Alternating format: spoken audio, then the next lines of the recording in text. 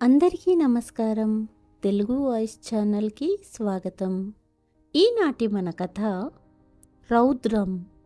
సమయం ఉదయం 5 గంటలు. నిద్ర నుండి మేల్కొన్నారు శంకరయ్య గారు. ప్రతిరోజు నిద్ర లేవగానే భార్య ముఖాన్ని చూసే అలవాటు ఉన్న శంకరయ్య గారు పక్కనే టేబుల్ మీద ఉన్న భార్య ఫోటోను చేతిలో తీసుకుని కళ్ళకు ఎదురుగా పెట్టుకున్నాక కళ్ళు తెరిచారు. కమలా, నీ ముఖం చూడనిదే నిద్ర లేవాలనిపించదు. నీ పిలుపు లేనిదే పూట గడవదు. నువ్వు లేని ఈ లోకం నాకు అర్థవంతం, కానీ తప్పదు. అయినా నీకెందుకంత తొందర? నన్ను ఒంటరి చేసి వెళ్ళిపోయావు అంటూ నవ్వుతున్న భార్య ఫోటోను 10 సెకండ్లు కన్నార్పకుండా చూశారు. ఇక ఫోటోను టేబుల్ మీద పెట్టేసి కాస్త ఫ్రెష్ అయ్యాక గది నుండి బయటికి వచ్చారు.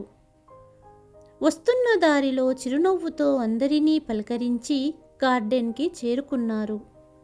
గార్డెన్లో దాదాపు 50 మంది దాకా ఉన్నారు.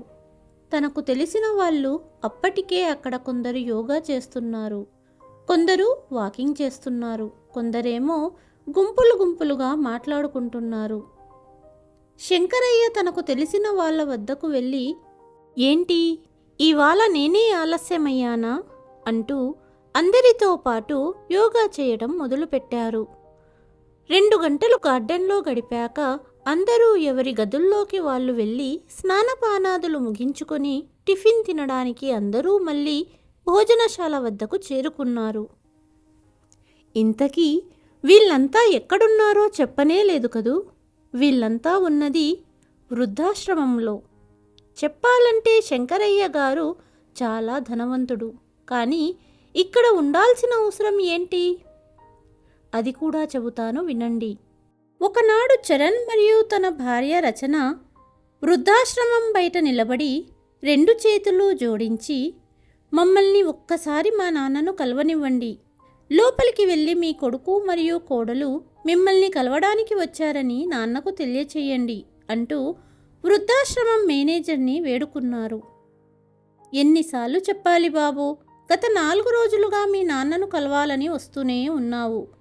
మీ నాన్నగారికి మీరు వచ్చారని ప్రతిసారి తెలియచేస్తూనే ఉన్నాము, కానీ మీ ఇద్దరినీ కలవడం శంకరయ్య గారికి ఇష్టం లేదు. ఎందుకు పదే పదే వచ్చి అతన్ని ఇబ్బంది పెడుతున్నావు? కనీసం వృద్ధాశ్రమంలోనైనా ప్రశాంతంగా ఉండనివ్వరా అతన్ని అన్నాడు మేనేజర్. ఇక ఇదే చివరిసారి, దయచేసి ఒక్కసారి వెళ్ళి మా నాన్నగారికి చెప్పండి తన కొడుకు క్షమాపణ చెప్పడానికి వచ్చాడని. ప్లీజ్, నేను అతనితో ఒక ముఖ్యమైన విషయం మాట్లాడాలి అన్నాడు చరణ్. వినవు కదా నా మాట అంటూ వృద్ధాశ్రమ మేనేజర్ శంకరయ్య గారి గది వద్దకు వెళ్ళాడు. తన గదిలో ప్రశాంతంగా రామాయణ పుస్తకాన్ని చదువుతున్నారు శంకరయ్య. శంకరయ్య గారు, మిమ్మల్ని కలవడానికి మీ కొడుకు కోడలు వచ్చారండి. మిమ్మల్ని కలవడానికి వాళ్ళిద్దరూ గత 4 రోజులుగా వస్తూనే ఉన్నారు, కానీ ఈ 4 రోజుల్లో మీరు అతనిని ఒక్కసారి కూడా కలవలేదు. ఈరోజు మిమ్మల్ని కలవనిదే ఇక్కడి నుండి వెళ్ళము అంటున్నారు. ఒక్కసారి కలవచ్చుగా. ఎన్ని రోజులుంటాయండి ఈ కోపాలు? అసలు ఎందుకండి ఈ కొడుకుపై మీకు అంత కోపం అన్నాడు మేనేజర్. చదువుతున్న రామాయణ పుస్తకాన్ని ఆపి, అసలు నాకు కొడుకులే లేరు, నేను ఎవ్వరినీ కలవను అంటూ మళ్ళీ ప్రశాంతంగా రామాయణం చదవటంలో బిజీ అయిపోయారు శంకరయ్య గారు. చరణ్ మరియు అతని భార్య రచన నాన్న కోసం ఎదురు చూస్తున్నారు. మీ నాన్న కలవడానికి నిరాకరించాడని తిరిగి మళ్ళీ రాకండి అన్నాడు వృద్ధాశ్రమ మేనేజర్. భార్యాభర్త ఇద్దరూ స్కూటర్ మీద వెనుతిరిగారు. దారిలో ఇద్దరు పోట్లాడుతున్నారు. రచన, నీ వల్లే ఇదంతా జరిగింది. కొన్ని రోజులు నోరు మూసుకొని నాన్నకు సేవ చేసి ఉంటే ఈరోజు చూడవలసి వచ్చేది కాదు కదా. నీకెప్పుడూ ఇంట్లో పూర్తి స్వేచ్ఛ కావాలి. ఇప్పుడు రోడ్డుపైకి తీసుకొచ్చావుగా, దొరికిందా స్వేచ్ఛ అన్నాడు భార్యతో చరణ్. నా మీద ఎందుకు అలా అరుస్తున్నారు? కేవలం నేనొక్కదాన్నే స్వేచ్ఛగా ఉండాలనుకున్నానా? ఏ మీకు కూడా అదే ఆలోచన ఉండింది కదా. ఈరోజు మనం రోడ్డు మీదకు రావడానికి మీరు కూడా కారణమని మర్చిపోయారా? ఈరోజు మీ నాన్నగారు మనల్ని రోడ్డు మీద పడేశాడని, జరిగిన దానికి కారణం నేనొక్కదాన్నే అన్నట్టు మాట్లాడుతున్నారు. ఇలా గొడవ పడుతూ ఎదురుగా వెళ్తున్న ట్రక్కుని ఢీకొట్టాడు. ట్రక్కు కాస్త డ్యామేజ్ అయ్యింది, కానీ చరణ్, రచనలు గాయాల పాలయ్యారు. కాసేపు అక్కడే ఆగారు. వెంటనే చుట్టూ జనం చేరుకున్నారు.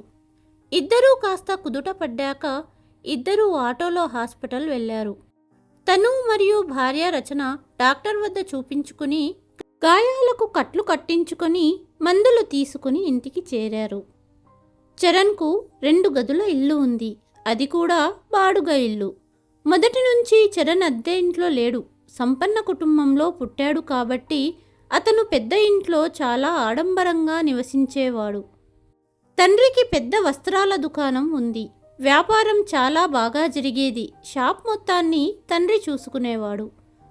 పెళ్ళి అయినప్పటి నుంచి చరణ్ కూడా తండ్రితో పాటు షాప్ వ్యవహారాలు చూసుకునేవాడు. అటువంటిది ఈరోజు చరణ్ పరిస్థితి, విలాసవంతంగా జీవించాల్సిన జీవితాన్ని వదిలి బాడుగ ఇంట్లో ఉండవలసి వచ్చింది. 6 నెలల క్రితం వరకు చరణ్ మరియు రచన తండ్రి యొక్క 500 గజాల ఇంటిలో నివసిస్తూ హాయిగా ఉండేవారు. తన తండ్రి షాపులో కూర్చుని చాలా డబ్బు సంపాదించేవాడు. ప్రతిరోజు పార్టీలంటూ, సినిమాలంటూ, భోజనాలు కూడా ఆర్డర్ చేసుకొని తింటూ, స్నేహితులతో తినడం, తిరగడం, ఇలా చాలా విలాసవంతమైన జీవితం గడిపారు. 6 నెలల క్రితం ఒక నోటీస్ ఇంటికి వచ్చింది. ఫ్యామిలీ లాయర్ తీసుకుని వచ్చాడు. ఆ నోటీసులో శంకరయ్య అనే నేను నా ఇల్లు, దుకాణం మరియు నాకు చెందిన ఆస్తులపైన నా కొడుకు చరణ్కు ఏ విధమైన హక్కు లేదు అని తెలుపుతున్నాను. అలాగే 1 వారంలో ఇంటిని మరియు షాప్ని కొడుకును ఖాళీ చేయమని ఉంది. లాయర్ ఇచ్చిన నోటీసు చదివిన చరణ్ మరియు రచనల కాళ్ళ కింద భూమి కదిలిపోయింది. వాళ్ళకసలు అర్థమే కాలేదు. 2 సంవత్సరాల క్రితం ముసలి తండ్రికి కరోనా సోకటంతో ఇక మరణిస్తాడని హాస్పిటల్లో వదిలి వచ్చారు. ఇక బ్రతకడనుకున్న తండ్రి బ్రతికే ఉన్నాడా? అంతేకాకుండా ఆస్తిలో హక్కు లేదంటున్నాడు. అసలు ఈ నోటీసు పంపిన నాన్న ఎక్కడున్నాడు అని లాయర్ని అడిగాడు చరణ్. మీ నాన్న ఎక్కడున్నాడో ఎవ్వరికీ తెలియకూడదన్నారు. నన్ను కూడా ఎవ్వరికీ తెలియనివ్వకు అన్నారు. నేను చాలా ఏళ్లుగా మీ ఫ్యామిలీ లాయర్గా పనిచేస్తున్నాను. నాన్నగారికి ద్రోహం చెయ్యలేను. వారు చెప్పమనే వరకు నేను వారు ఎక్కడున్నారో చెప్పను అన్నారు లాయర్. అయినా మీరు మీ నాన్నను హాస్పిటల్లో చావడానికి వదిలేశారు కదా, ఇక మీ నాన్న ఎక్కడుంటే నీకేమి అని వెళ్ళిపోయాడు లాయర్. ఆ తర్వాత తండ్రి కోసం చాలా చోట్ల వెతికాడు చరణ్. కానీ ఎక్కడా తండ్రి కనపడలేదు. వారం రోజుల తర్వాత లాయర్ నోటీసు వలన ఇల్లు ఖాళీ చేయవలసి వచ్చింది. విలాసవంతమైన పెద్ద ఇంటిని వదిలి 2 గదుల చిన్న ఇంటిని బాడుగకు తీసుకుని అందులో ఉంటున్నారు భార్య, భర్త. షాపులో కూడా కూర్చోవటానికి నిరాకరించాడు లాయర్. ఇక చరణ్కు ఇప్పుడు డబ్బు సంపాదించే మార్గమే లేదు. తన వద్ద ఉన్న డబ్బు 2-3 నెలల్లో ఖర్చు అయిపోయాయి. చేతిలో డబ్బు అయిపోయిందని మరుసటి నెల ఎలా గడపాలో అర్థం కావటం లేదు వాళ్ళిద్దరికీ. ఒకరోజు బజారులో తండ్రిని చూశాడు చరణ్. అతను తన తండ్రితో మాట్లాడడానికి తండ్రి వద్దకు పరిగెత్తుతాడు. కానీ శంకరయ్య గారు కారులో బయలుదేరి వెళ్ళిపోతారు. చరణ్ కూడా తన తండ్రి వెనకాలే తండ్రి నివసించే ప్రాంతానికి చేరుకుంటాడు. అక్కడికి చేరుకున్న చరణ్ బయట ఉన్న బోర్డును చూసి షాక్ అవుతాడు. ఎందుకంటే బోర్డుపై వృద్ధాశ్రమం అని రాసి ఉంది. తన తండ్రి ఈ ఆశ్రమంలో నివసిస్తున్నాడని చరణ్కు అర్థమయ్యింది. తండ్రి ఆచూకీ తెలుసుకొని తన తండ్రిని కలవాలని భార్యతో వస్తాడు. 4 రోజులు క్రమం తప్పకుండా వచ్చాడు. కానీ శంకరయ్య గారు తనకసలు కొడుకులే లేరని, ఎవ్వరనీ కలవనని చెప్పేశారు. 4వ రోజు దారిలో జరిగిన యాక్సిడెంట్ వలన చేతులకి కట్లు కట్టుకుని మరుసటి రోజు మళ్ళీ చరణ్, రచన వస్తారు. మేనేజర్ని మళ్ళీ అడుగుతారు. ఒక్కసారి నాన్నను పిలవండి, నేను ఏ పరిస్థితిలో ఉన్నానో చూడండి. చరణ్ రచనను చూసిన మేనేజర్, శంకరయ్య గారు ఒక్కసారి వచ్చి కొడుకుతో మాట్లాడితే బాగుంటుంది అనుకున్నాడు. అయినా కొడుకు చాలాసార్లు చెప్పాడు, నాన్న మాతో పాటు వచ్చేయ్, నిన్ను నేను చూసుకుంటాను అని. అందరికీ ఈ అదృష్టం దొరకదు. ఇలా మనసులో అనుకుంటూ శంకరయ్య గదికి చేరుకున్నాడు మేనేజర్. గదిలో శంకరయ్యను చూసిన మేనేజర్, శంకరయ్య గారు, నా కోసం ఒక్కసారి మీ కొడుకును కలవండి. ఎన్ని రోజుల నుండి మీ కొడుకు మీకోసం వస్తూనే ఉన్నాడు. కానీ మీరు కొడుకుతో ఇంటికి వెళ్ళడానికి అస్సలు ఒప్పుకోవడమే లేదు. ఇన్ని సంవత్సరాలుగా ఇక్కడ పనిచేస్తున్నాను. ఎవరైనా ఆశ్రమంలో ఎంత సంతోషంగా ఉన్నా ఇంటి జ్ఞాపకం ప్రతి ఒక్కరిని వెంటాడుతుంది. పిల్లలు గుర్తుకు వస్తారు. మీ పిల్లవాడు హృదయపూర్వకంగా క్షమాపణలు చెప్పి మిమ్మల్ని తీసుకెళ్లాలనుకున్నప్పుడు ఒక్కసారి కలిసి మాట్లాడడంలో తప్పులేదే. మేనేజర్ గారికి నా కొడుకు గురించి ఏమీ తెలియదు. అయినా నా కొడుకు నన్ను తన ఇంటికి తీసుకెళ్లడానికి కాదు, మళ్ళీ నా ఇంట్లోకి రావడానికి పదే పదే నా కోసం వస్తున్నాడు. అరే, అతను నన్ను ఎందుకు తీసుకువెళ్తాడు? నన్ను నా సొంత ఇంటి నుండి వెళ్ళగొట్టిన నా కొడుకు నన్ను చూసుకోవడమా? ఈరోజు వాడికి తెలిసి వచ్చేలా గుణపాఠం చెప్పాను కాబట్టి వాడు క్షమాపణలు చెప్పాడు అనుకున్నారు శంకరయ్య మనసులో. ఇక తప్పక మేనేజర్ మాట కొరకు శంకరయ్య గది నుండి బయటికి వచ్చారు. ఆశ్రమంలో కొడుకు కోడలు వేచి ఉన్న గది వద్దకు వచ్చారు. ఎదురుగా చేతికి కట్లు కట్టుకొని ఇద్దరూ నిల్చున్నారు. కొడుకును చూస్తూ, ఏమయ్యింది? ఈరోజు నాన్నను కలవడానికి వచ్చావు? ఆ రోజు కరోనా సోకిందని నన్ను హాస్పిటల్లో ఒంటరిగా వదిలేసి పారిపోయారు. నాన్న అప్పుడు గుర్తు రాలేదా అన్నారు. నాన్న, ఇలా ఎందుకు మాట్లాడుతున్నావు? మిమ్మల్ని ఇంటికి తీసుకువెళ్ళాలని వచ్చాను. ఒక్కసారి మీ కొడుకుతో పాటు ఇంటికి రండి అన్నాడు చరణ్. ఏ ఇంటికి? ఏ కొడుకు? నా కొడుకు నన్ను ఇంట్లో నుండి వెళ్ళగొట్టడంలో అనేక మార్గాలను వెతికాడు. నేను ఆరోగ్యంగా ఉన్నప్పుడు కూడా నన్ను ఇంటి నుండి వెళ్ళగొట్టాలని ప్రయత్నించారు. నేను మీ మాటలన్నీ విన్నాను. తండ్రి మన మాటలు ఎప్పుడు విన్నాడు అనుకుంటూ చరణ్ రచన ఇద్దరూ ఒకరి ముఖాలు ఒకరు చూసుకున్నారు. అయినా వృద్ధాశ్రమానికే కదా మీరు పంపాలనుకున్నారు. మీరు ఇంటి నుండి ఆశ్రమానికి నన్ను పంపాలని మాట్లాడుకున్నప్పుడే నాకు కరోనా సోకింది. మీరిద్దరూ ముఖానికి 2 మాస్కులు వేసుకొని చేతులకు గ్లౌజులు వేసుకొని నన్ను అంబులెన్స్లో హాస్పిటల్లో వదిలేశారు. అదే సమయంలో మీరిద్దరూ మాట్లాడుకున్న మాటలు నేను ఇంకా మర్చిపోలేదు. ఎలాగూ ఈ ముసలోడికి షుగర్ బీపీ ఉన్నాయి కాబట్టి బ్రతికే ఛాన్సులు తక్కువే. మంచిది, ఈ కరోనాలో పోయాడంటే ఇంటి నుండి వెళ్ళగొట్టే పని మనకు తప్పుతుంది. ఆ తరువాత ఆస్తి మొత్తం మనకే, ఇష్టం వచ్చినట్లు స్వేచ్ఛగా బ్రతకొచ్చు. అలాగే మన ఇష్టం వచ్చినట్లుగా డబ్బును ఖర్చు చేసుకోవచ్చు.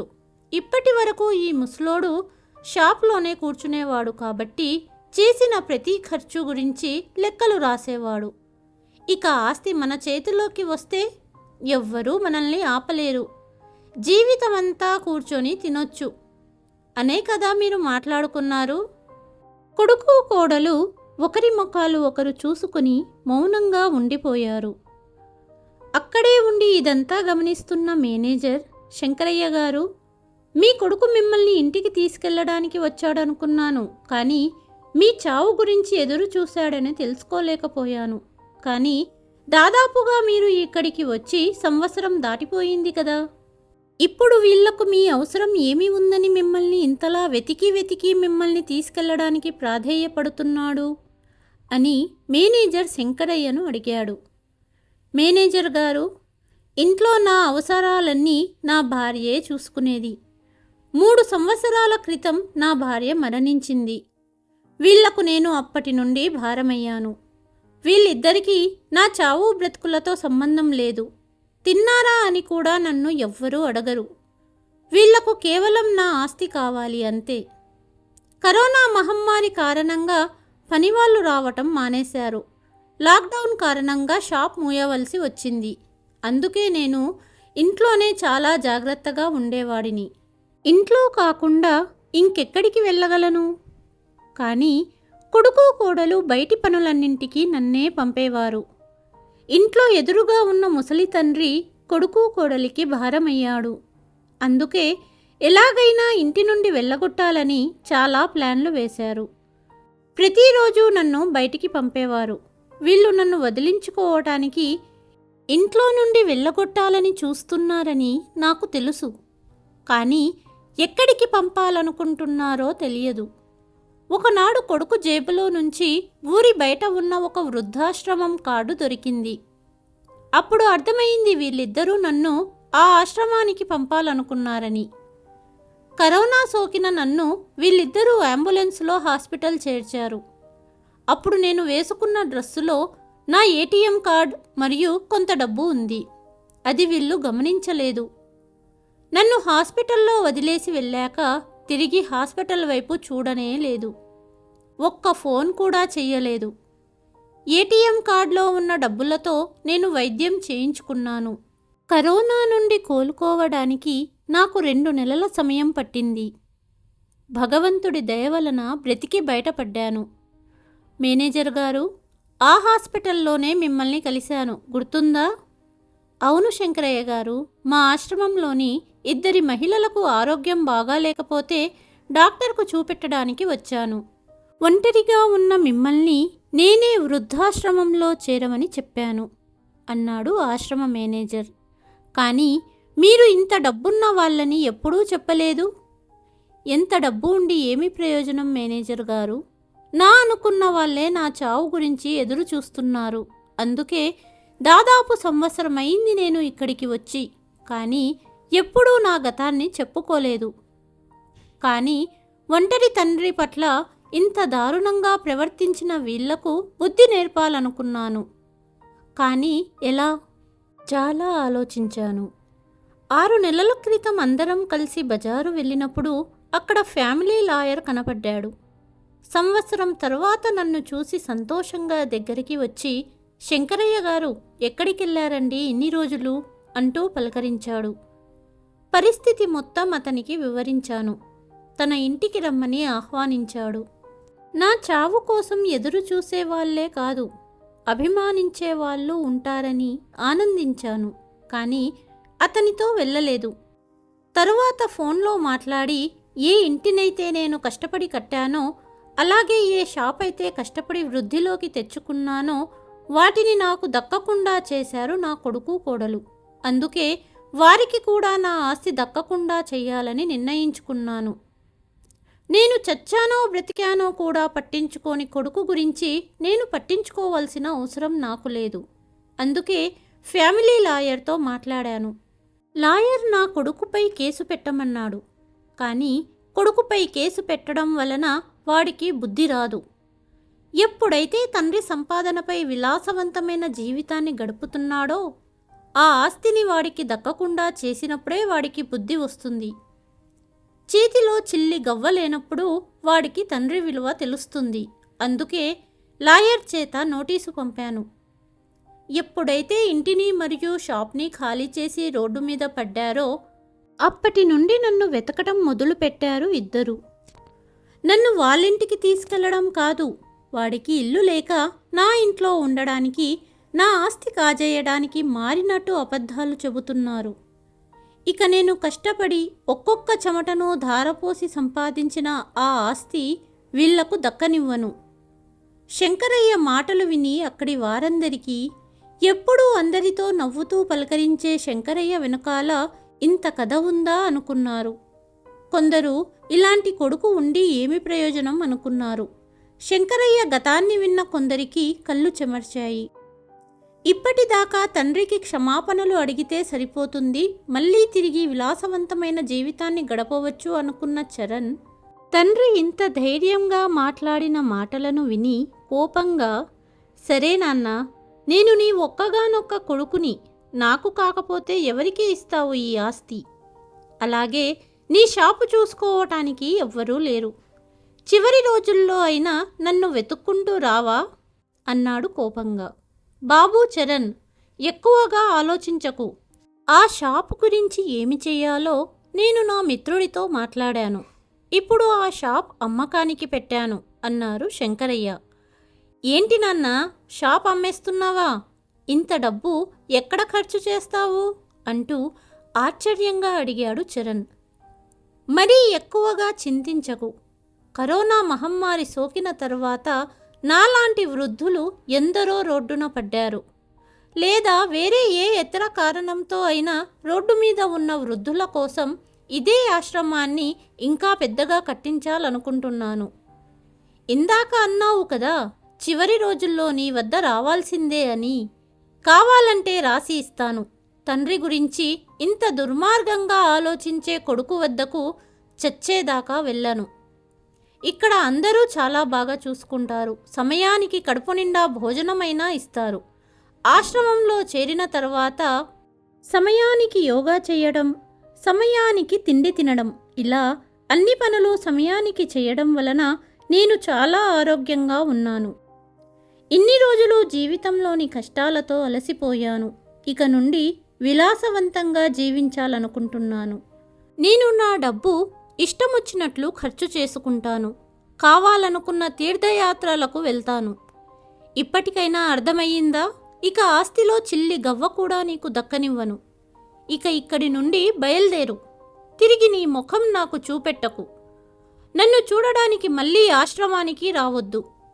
ఎప్పటిదాకా బ్రతికినా స్వాభిమానంతో బ్రతుకుతానే తప్ప కొడుకు కొడలిపై ఎప్పటికీ ఆధారపడను అన్నారు శంకరయ్య.